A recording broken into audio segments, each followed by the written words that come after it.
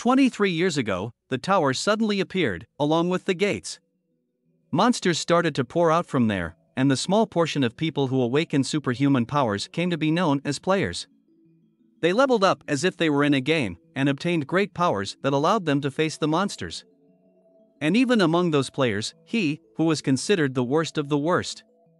At this moment Giju slashed the giant monster in half.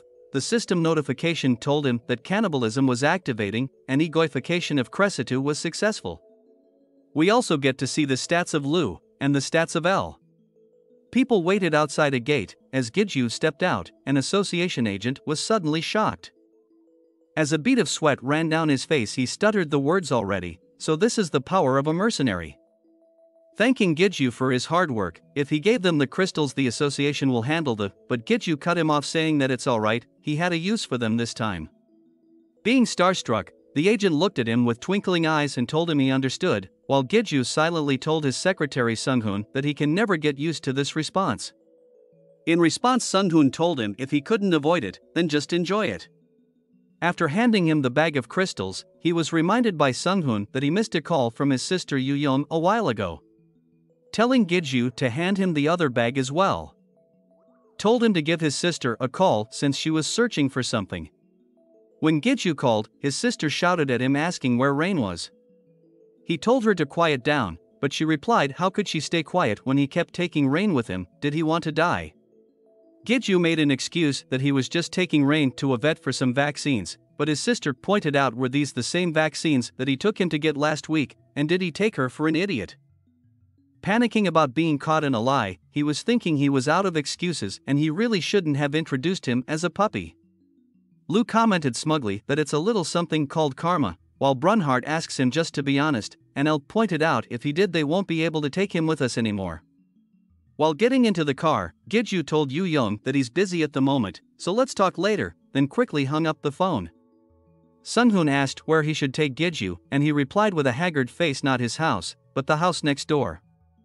Sunghun questioned next door, did he buy all the houses around his and leave them all vacant since he wouldn't be able to handle it if the gate started to spill as he was experimenting? Or could it be that he was trying to start a new life with the Demon King, but Giju cut him off telling him to stop that if he knew what was good for him? Giju explained that there's just a neighbor who moved in next door. As they got to the house, Giju rang the doorbell and entered the main gates of the house. A voice from within the house commented, "Oh look who's here, we have quite the valuable guest," or should he be calling him master now? It was the blacksmith elder who was greeting Giju. Back then in the gate, as the light cleared, the elder's ego was inside the vessel, and he was the spitting image of his past appearance. But he still couldn't be sure if he's the same exact being as the one in the past. The system notification informed him that the Guardian has been completed, and the system prompted him to please set the Guardian's guarding region. Then a virtual map of the area appeared before Giju, shocking him. Lu informed him that this was a mana map, and El remarked that this is a map of the area around his residence. The system notified him that if the set area is small, the defense will become very tight in the region selected for guarding, while if it's set large, the defense will be weak. Thinking he should set it to about 500-meter radius from his house, the system notification told him that the Guardian's guarding region had been set. At that moment, the elder was beside himself, not believing that he was alive again. He questioned Giju, did he actually come back to life? Giju ran to the elder asking how did he feel, and the elder simply laughed, replying that he did ask him for this, but to actually think this was possible. Then grabbing Giju, he asked about Minsu, what happened to Minsu? Giju told him not to worry, the kid is sleeping at his house.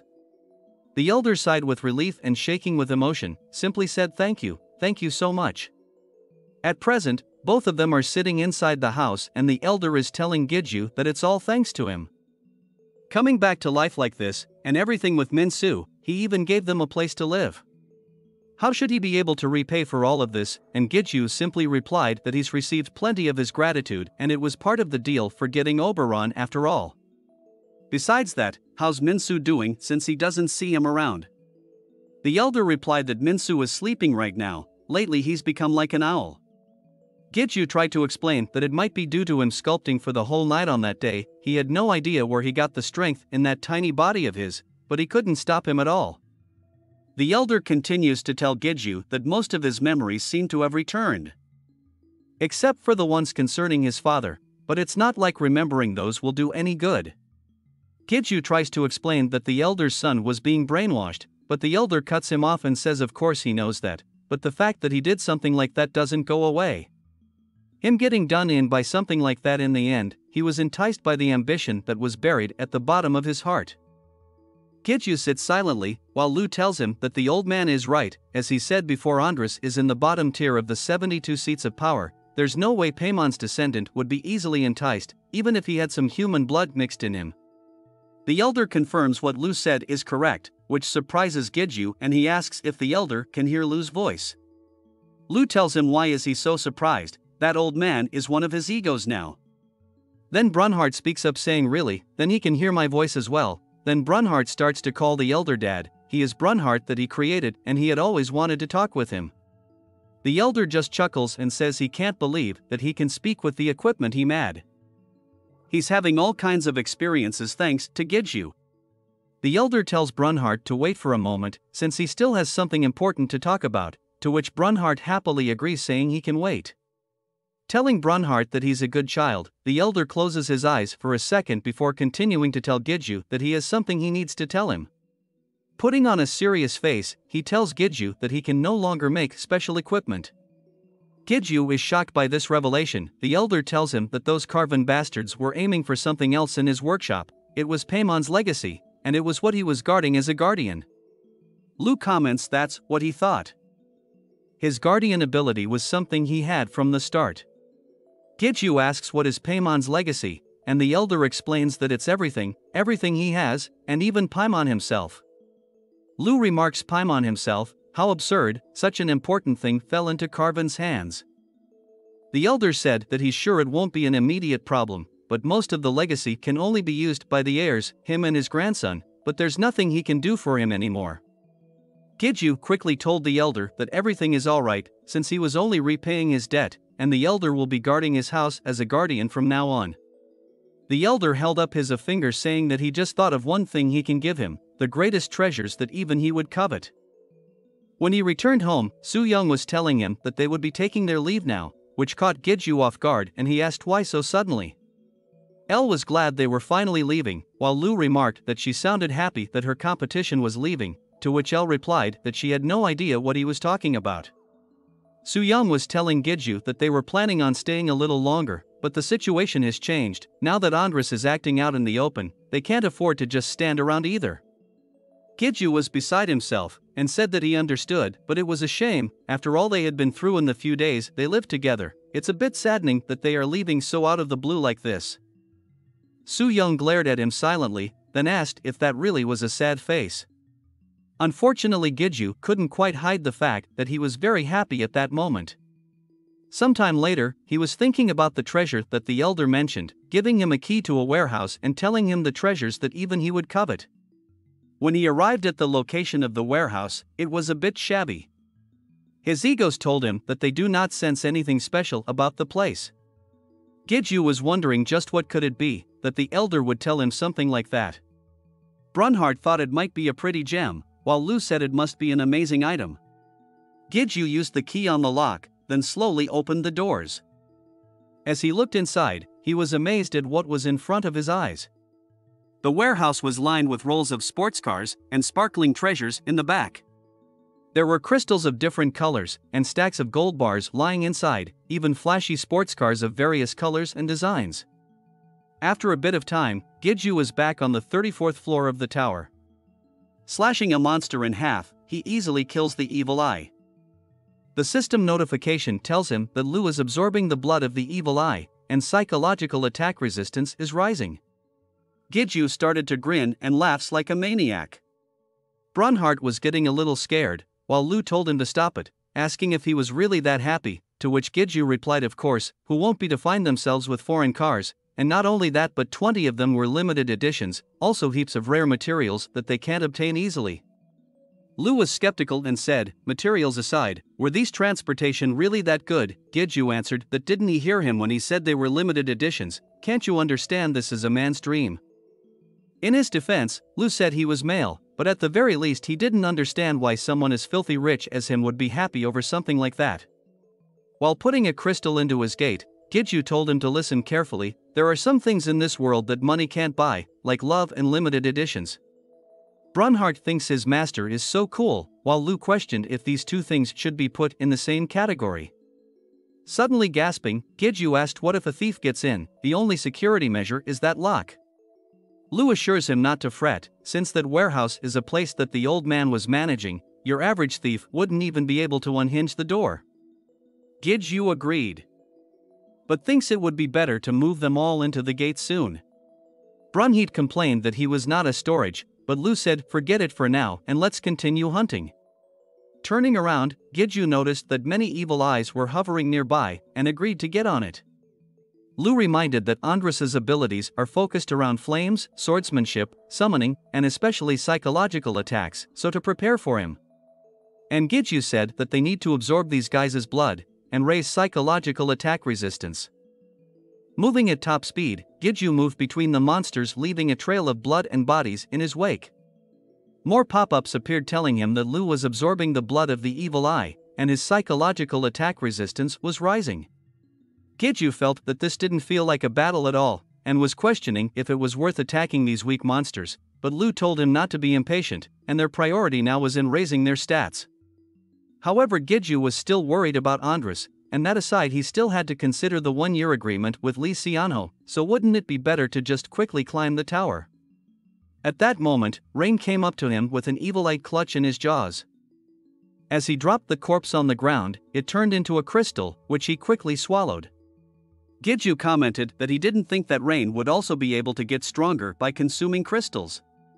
But Lu reminded him that this wasn't very effective, it's a waste of crystals, and Brunhart agreed, saying that all the crystals should be his. But seeing the happy expression of Rain, Gidju said he seems to like it very much, so they should just consider them treats for him. Then Gidju asked Rain to lure the monsters to him again without eating them this time, to which Rain happily agreed with a woof. Then Rain ran into the forest to do as he was commanded. Gidju told himself not to be anxious, since he is different from other players. Imbuing the black sword with energy, for Gidju this was the best way to get stronger. Then an astonished look appeared on his face, as he saw the sheer number of evil eyes that Rain was able to pull to him. He asked Rain that didn't he think this was a bit much, while facing an overwhelming number of evil eyes before him.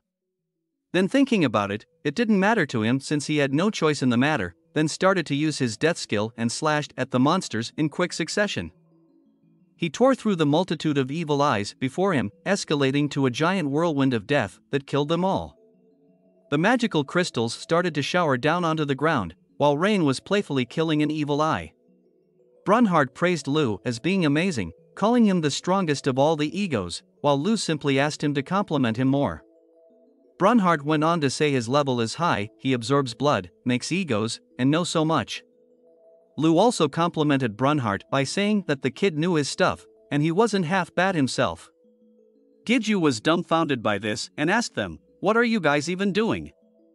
However, Elle was self-conscious about her contribution and just remained silent for a moment, before asking Gidju if she was being of help to him, but before she could finish, Gidju was suddenly attacked by a gigantic evil eye. He started at it incredulously, saying it's a guardian. He quickly told Elle he was sorry, let's talk later, then got ready to battle the guardian. He leaped into the air and headed directly towards the guardian, while the guardian opened its huge mouth to swallow Gidju whole. After a few seconds of being swallowed, Gidju's attack could be seen coming out of the back of the monster. Then the attack did a circular motion and cut the monster in half. The system notification told him that the egoification of the Evil Eye King has failed, and the Evil Eye King's fragment has been absorbed. As Gidju perfectly landed on the ground, he let out a sigh of relief. He told Lu, "Come on, we can't even get any drops if the egoification fails," and Lu incredulously asked if that's his fault. But Gidju instead asked Elle what was she gonna say earlier. After a short pause, Elle was saying again was she, but was interrupted again when the system notified Gidju that Lu has reached level 100. Then suddenly Lu started to act up, the red crystal on the black sword lit up and red electricity shot out, while the system pop-up informed Gidju that Lu's evolution conditions has been fulfilled. Gidju was shocked at the evolution, while Lu told him that his body feels strange, like he was feeling hot. Then a sudden pop-up appeared before him showing all the conditions for evolution. It indicated Lu's first evolution, saying the conditions was Lu's body part 1 of 1, ego pieces 10 of 10, egoified souls 3 of 3, demon fragment 1 of 1, and monster blood ? Then Gidju spoke his thoughts, saying, so these are the evolution conditions, and all of them seems to have been fulfilled. The first condition was Lu's body part, so that must have been why he got that as reward for clearing the 30th floor of the tower. Then thinking asked Elle if her body parts will appear on the 40th floor. To which Elle answered with uncertainty that she didn't know, but it might be possible. As for ego pieces, he collected them from the dungeons here and there before his clash against the Iron Guild branch. The egoified souls are from the Smurf Guildmaster Choi Minsik, the Madman Rhodes, and Minso's father Huang Chiil, and the gatekeeper Cressitu that he killed not so long ago. If he wanted to use them, he should use the 3 excluding Huang Chiil's soul, since there may come a day when he would be able to revive him. As for the demon fragment, it would be the 4th floor guardian Faratha's. Lastly, for the monster blood, does it look like this, because there's too much? Up to now, 5 egos have been successfully egoified, but he still doesn't know the exact conditions. In that case, he wonders if he should be using all his egos in this evolution. He should be a bit more careful, but Gidju asked Lu if he wanted to evolve, to which Lu hesitantly replied while he guessed. Gidju also agreed that it would be good as well, then executed the command to evolve. In the next moment, the black sword started to brightly glow red, and the light could be seen from miles away. A reformed black sword was floating in the air before Gidju, then Lu's eyes suddenly opened. A pop-up with all the updated information about Lu was shown. His title was the Master of all demonic swords and demonic arts. Gidju couldn't help comment that the information tab for Lu has become extremely long. He even got a lot of stuff with a new appearance. Gidju asked him how did he feel, but Lu replied that he didn't feel any different, and thinks that it'll take some time to digest all of this new power. Gidju understood and said let's head back for today. Then he recalled and asked Elle again what was it she wanted to say earlier. After a moment of silence she answered it was nothing, and simply said she was alright. Sometime later on the road inside one of the limited edition sports car, an excited Sunghun was telling Gidju that he couldn't have ever dreamed that he would be driving a car like this. He was so glad he decided to become his assistant, and Gidju told him that it was his first time riding a car like this as well. Then Sunghun asked Gidju why he doesn't drive himself. He's fine with it since he gets paid more, but Gidju explains that while he does have a driver's license, he has never used it. Besides, he has more fun going around with Sunghun than going by himself. Suddenly Sunghun is horrified and tells Gidju that he wants to let him know in advance, but he likes women. To which a shocked Gidju hurriedly shouts that he does too. Lu takes this time to tell his master he could be honest with them, while Brunhard comments so is that how it is, while Gidju tells Lu that he's crossing the line again. Sunghun at this moment comments that's right, Gidju got Shin Yuban's number last time, and asks if he has contacted her yet. And Gidju replies that they have been staying in touch, but confesses that he never knows how to reply. Lu comments after looking at the text messages that even an ego like him can see that this isn't it. Sunghun asks for forgiveness, but has he never dated anyone before, and Gidju asks him to be quiet, wondering what's with that gesture of his. Lu commented that Sunghun knows how to see through people, while Gidju was wondering if there was any way to mute them. Finally they arrived at their destination. While getting out of the car, Gidju was surprised at the building saying that he heard that they merged, but he guessed it must be true, seeing the sign Morningstar and Child. Inside the lounge, the guildmaster was serving coffee to Gidju, and telling him he was sorry for calling him here when they were the ones asking for a favor. But lately they've been pretty busy lately because of the merge, but Gidju told him it was not a problem, and he also got to look around the new guild building and all. So what was the favor they needed to ask him for? And while being a bit hesitant he said he wasn't sure how to ask this, but bowing his head asked if they could borrow his skeletons a few times. Gidju was puzzled at this request, but the guild master explained that as they gained a lot of new guild members recently, but didn't have enough guides for every single one of them, and since the new members were still afraid of monsters, he thought it'd be nice to use them for training. Without a moment's hesitation, Gidju told him sure. And the guild master was beside himself. Giju explained he wasn't lying, since he was partly responsible for their reduction in guild members, and he still hasn't properly repaid them for their help with the Iron Guild matter. And besides, the guild getting bigger is also beneficial to him, since they were allies, right? Putting out his fist in front of him, the guild master bumped fists, saying they sure were. Brunhart complained a storage space and now a training tool. Why does he feel like he is slowly becoming an object? And Lu replied that technically they were objects. 10 days later, on the 39th floor of the tower, a group of players were staring dumbfounded at the scene in front of them. As a succubus was attacking, Giju was simply walking and swinging his sword and killing them easily. System notification told him that Lu has absorbed pseudo-succubus's blood and increasing psychological attack resistance. Magic crystals littered the path that Giju had traveled, and the other players were talking among themselves, asking if they saw what just happened. He was killing them all in one slash. And is he a ranker? However, Giju simply just walked by them without a care, as the system informed him that Elle has leveled up, and her status showed the title ruler of the Holy Swords level 99, with just the basic stats. Giju was thinking to himself that Elle will also evolve once she reaches 100, so should he get her evolved before he attempted the 40th floor's trail? No, since Lu's body part was included among his evolution materials, but his thoughts were interrupted by Lu asking him didn't he want to hide his identity, that's why he wore that ugly mask in the past. But Giju answered that he did in the past, but things have changed. Iron Shield and Lee Xianho already know his identity. And as long as they're watching him, he no longer has a need to hide. Staring at the huge door before him, Giju was ready to start the 40th floor trial. As his hands were shaking, he was thinking that it's the same as when he entered the 30th floor. He was full of anxiety. He told Elle, just you wait, she'll probably be able to evolve as well after they pass this place. After a moment's hesitation, Elle thanked him for his consideration.